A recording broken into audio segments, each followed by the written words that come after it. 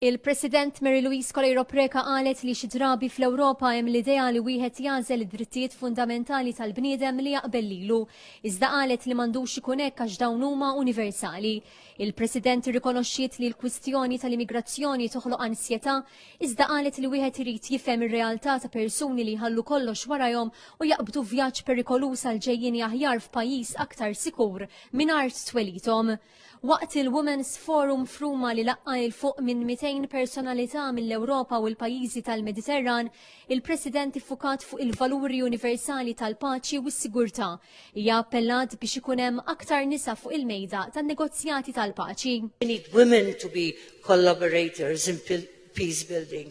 There's this very important saying that if you educate a woman, you will educate the family and the community.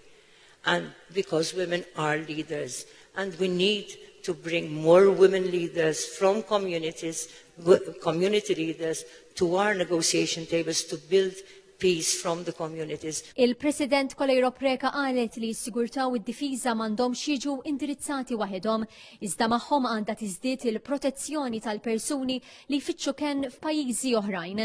Irrimarkat li skont il-Europol fl-2015 tal-inqas 10,000 tifel u tifla immigranti baqgħu ma jinstabux wara li vjaġġaw fl-Ewropa.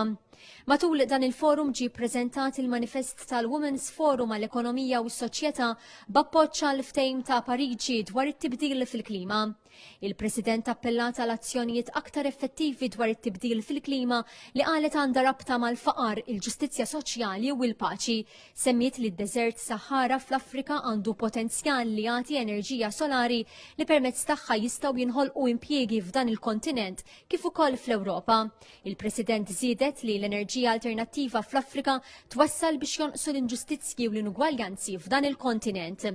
Il-President kella laqa bilaterali mal-President tal-Estonja Kersti Kaljulaid li fost oħrajn nitkellmu fuq il-laqa tal-grupp Arjolos li f'Settembru li ġej se tlaqqa f'Malta lil presidenti mhux eżekuttivi tal-Unjoni Ewropea u li għall-ewwel darba se tħusem l-Estonja.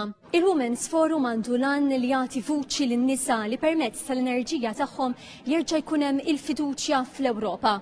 U fuq kollox jiffaċilita dialogu bejn l-Ewropa u l-pajjiżi tal-Mediterran. Ruth Castillo minn Ruma għal Television Malta.